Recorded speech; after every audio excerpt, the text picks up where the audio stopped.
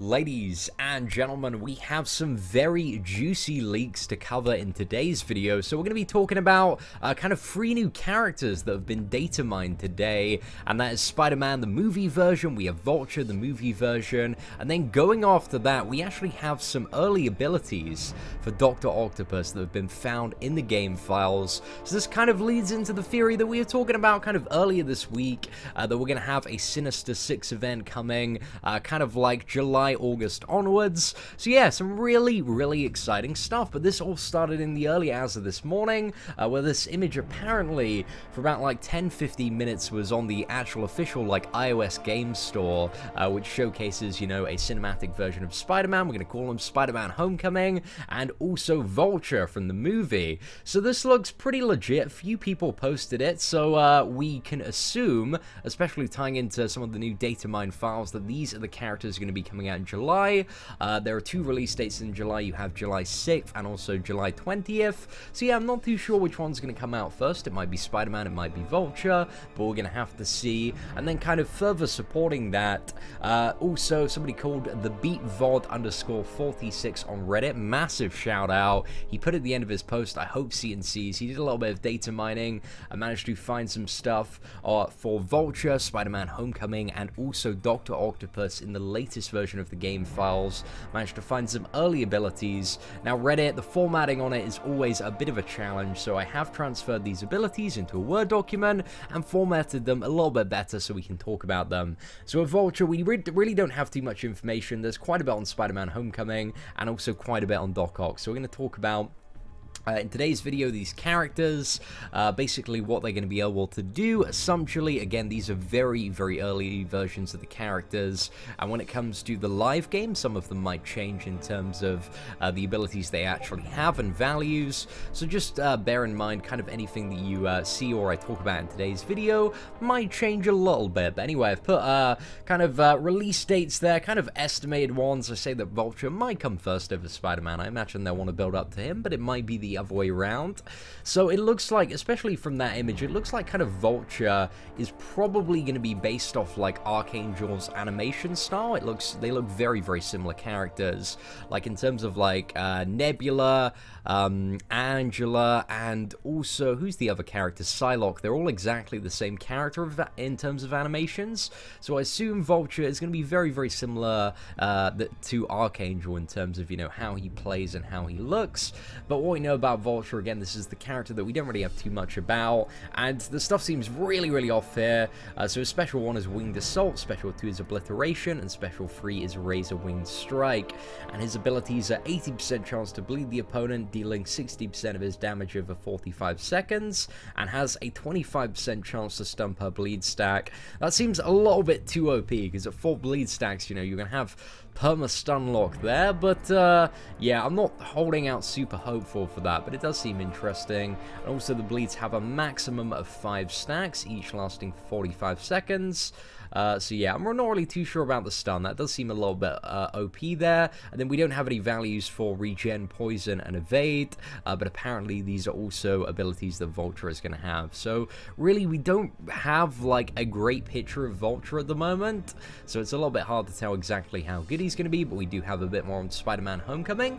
So his specials, Special 1 is Web Smack, his Special 2 is Pow, Thwap, and Crack, and his Special 3 is Spider's Wrath. So abilities, he has Evade, he has Stun on specials for a 70% chance, and has a Hold Back and Spider Charge into 10 Fury stacks, and apparently has kind of a Punisher 2099 kind of battery-like feature in a way, and can do different stuff based on the amount of battery drain. So that's a bit of an interesting mechanic there. Again, like Punisher 2099 is set for release, I believe, like this Thursday. I think he's going to be the first character between him and Carnage, so I'm interested to see kind of how that system works out for Punisher.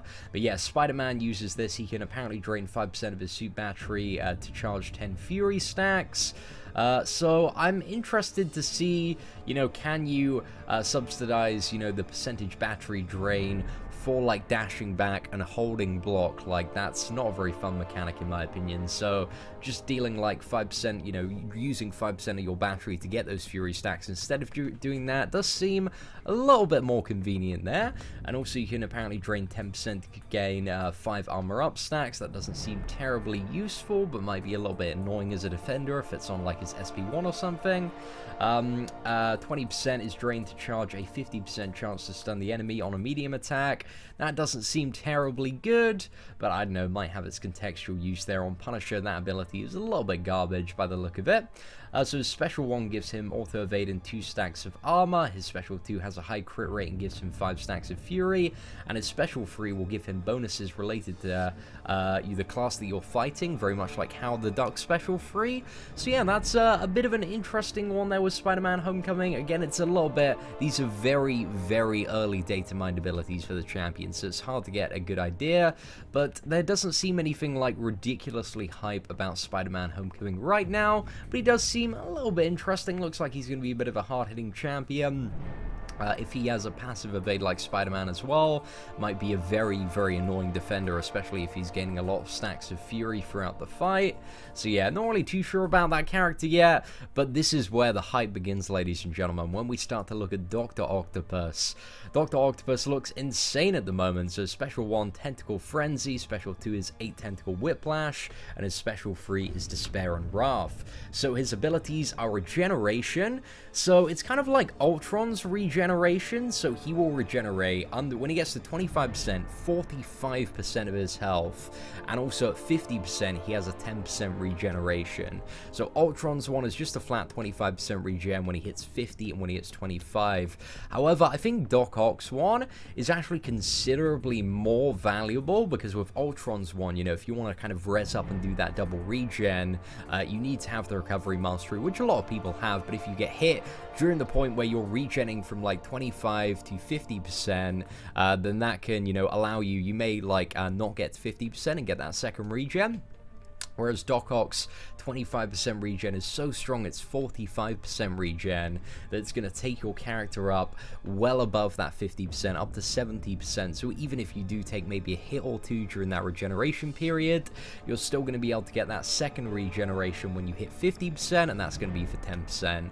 So yeah, overall the regeneration is 5% longer, and I think for a lot of people, it's going to be quite a bit better. So like, that's really, really strong. Like, the first thing about Doc Oc is that regeneration. Like, that's what makes Ultron a very desired champion, as well as his bleed and poison immunities, that ability to kind of control the regeneration for a skilled player.